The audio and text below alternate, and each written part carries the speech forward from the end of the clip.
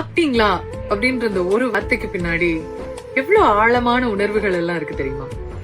சமீபத்துல ஒரு நிகழ்ச்சியில ஒரு பெரியவர் சொல்றாரு, நான் சாப்பிட்டேனா அப்படின்னு சொல்லி யாருமே தெரிஞ்சுக்க ஆர்வப்படவே மாட்டேங்கிறாங்க.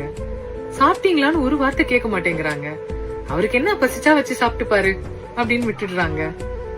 ஆனா என் கூடயும் உட்கார்ந்து யாராவது சாப்பிடணும், நான் நல்லா இருக்குன்னு சொல்லணும், எப்படி செஞ்சீங்கன்னு கேட்கணும், எதையாவது ஒண்ணு பேசிக்கிட்டே சாப்பிடணும்னு ஆசைப்படுறேம்மா அப்படின்னு சொன்னாரு. அது எவ்வளவு பெரிய வலிகளை உள்ளடக்கிய வார்த்தை இல்லையா? பெரியவங்களுக்கு மட்டும்தான் அப்படின்னு கேட்டா, சில வீடுகள்ல பெண்களுக்குமே அதுதான் நிலை. எல்லாத்தையும் சமைச்சு வச்சதுக்கு அப்புறமா சாப்பிட்டு எந்திச்சு போயிடுறது. ஓ வேலை என்ன, சமைக்கிறது, செஞ்சு வச்சுட்டு சாப்பிட்டாச்சு கிளம்பியாச்சு அவ்வளவுதான் அப்படின்ட்டு போயிடுறாங்க. இல்ல, எல்லாரோடையும் வீட்டுல ஒரு நேரமாவது சேர்ந்து உட்கார்ந்து சாப்பிடுங்க. டிவிய ஆஃப் பண்ணிட்டு, போனை ஓரமா வச்சுட்டு, மனிதர்களோட உறவுகளோட பழகுற அந்த ஒரு நேரம் ரொம்ப முக்கியமான நேரம், சாப்பிடுற நேரம்.